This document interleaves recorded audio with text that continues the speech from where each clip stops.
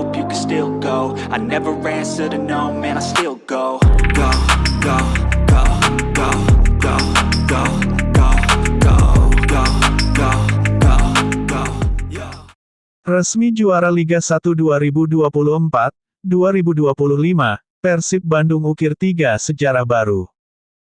Hal tersebut tak terlepas dari hasil laga Persik kontra Persebaya. Duel ini terlaksana di Stadion Brawijaya, Kediri, Jawa Timur, pada Senin tanggal 5 Mei tahun 2025, mulai pukul 15.30 waktu Indonesia Barat.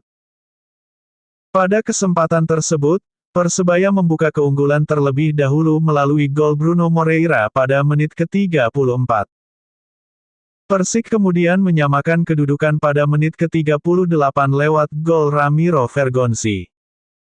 Persebaya menutup babak pertama dengan unggul 2-1 atas Persik. Gol kedua tim tamu dicetak oleh Flavio Silva pada menit ke-45.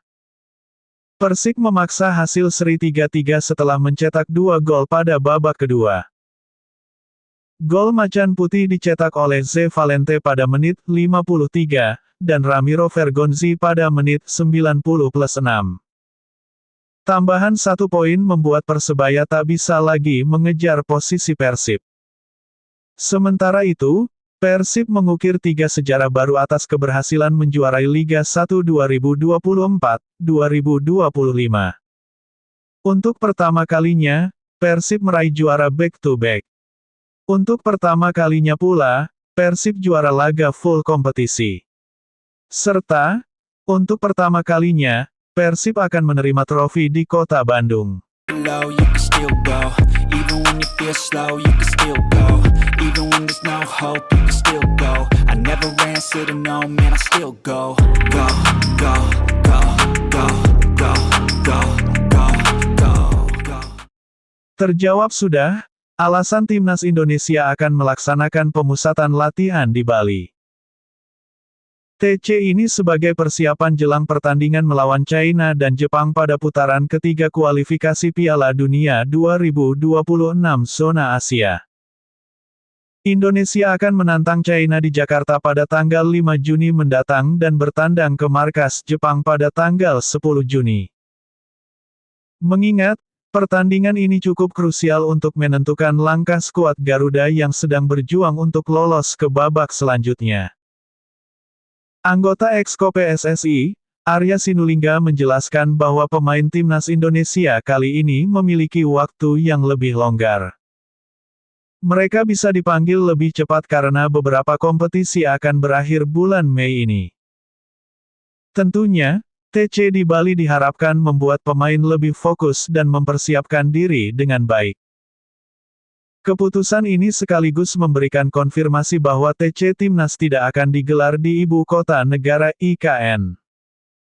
Sebelumnya, di sana sudah dibangun fasilitas khusus untuk pemain Timnas Indonesia. Namun, lokasi tersebut akan digunakan untuk Timnas kelompok umur dan putri. Pasalnya, di sana penginapan berbentuk mes, dan untuk Timnas senior harus memiliki standar tertentu. Arya menegaskan bahwa saat ini beberapa pemain akan dipanggil lebih cepat ke TC di Bali. Untuk Liga 1 sendiri baru akan berakhir pada tanggal 25 Mei mendatang dan TC rencananya akan digelar pada tanggal 26 Mei.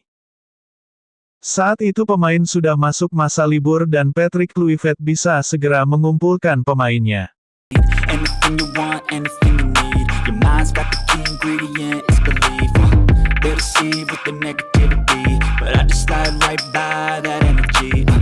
Even when you feel low, you can still... Anggota Exco PSSI, Arya Sinulinga, bicara tentang rencana Timnas Indonesia pada bulan September.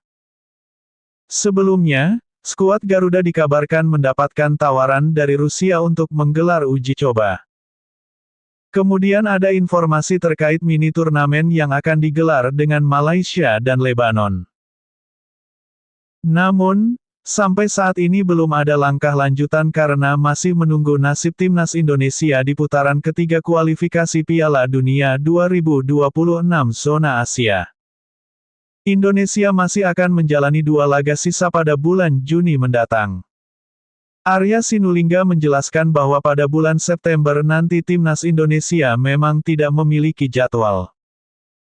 Termasuk saat nanti skuad Garuda lolos ke putaran keempat kualifikasi Piala Dunia, maka jadwal tersebut masih kosong. Ini yang bisa dimanfaatkan untuk menggelar pertandingan uji coba sekaligus mematangkan komposisi tim. Untuk menggelar pertandingan dengan Rusia juga sepertinya cukup sulit. Bahkan, dia menilai peluang laga tersebut digelar, kecil kemungkinan dan butuh pendekatan khusus. Menurutnya, perlu banyak pertimbangan untuk bisa melaksanakan agenda tersebut dan ini tidak akan mudah. Terkait mini turnamen dengan Malaysia dan Lebanon sampai saat ini PSSI belum mengambil sikap. Pasalnya, ada beberapa negara yang sudah memberikan tawaran dan mereka masih melihat opsi terbaik. PSSI masih memiliki waktu panjang untuk menentukan lawan dan tentunya ini berdasarkan koordinasi Patrick Kluivert dan timnya. Even when you feel low, you can still go. Even when you feel slow, you can still go. Even when there's no hope, you can still go. I never answer to no, man, I still go. Go, go, go, go, go, go, go, go, go, go, go. Ketua Umum PSSI, Erick Thohir, murka setelah mengetahui adanya tindakan rasis yang mengarah kepada 2 pemain timnas Indonesia. Sepak bola Indonesia dikejutkan dengan adanya kasus rasisme yang mengarah kepada 2 pemain. Kedua pemain yang mendapat perlakuan tak pantas itu adalah Yaakob Sayuri dan Yance Sayuri. Hal itu mereka ungkap melalui akun Instagram resmi milik Asosiasi Pesepak Bola Profesional Indonesia (API). Dalam keterangannya, pemain kembar tersebut mengaku sudah sering kali menerima ucapan dan tindakan rasis. Sebelumnya, mereka mengaku tidak mau mempermasalahkan hal tersebut. Akan tetapi, semakin hari tindakan tersebut sudah sangat berlebihan. Bahkan, para pelaku disebut sudah menghina keluarga mereka. Oleh sebab itu, kini keduanya memilih untuk buka suara terkait aksi memalukan ini.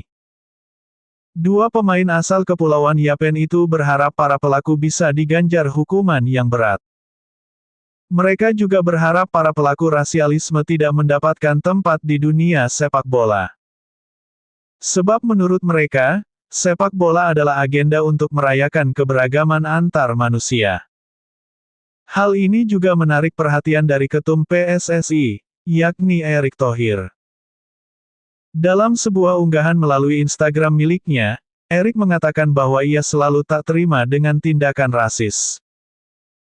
Oleh sebab itu, ia tidak akan memberikan tempat kepada para pelaku rasis di dunia sepak bola Indonesia. Saya selalu menolak rasisme dalam bentuk apapun di sepak bola, kata Erick. Tidak boleh ada perlakuan, ujaran atau apapun yang berbau rasisme dalam sepak bola khususnya di Indonesia. Tidak ada tempat bagi rasisme di dunia, jelasnya.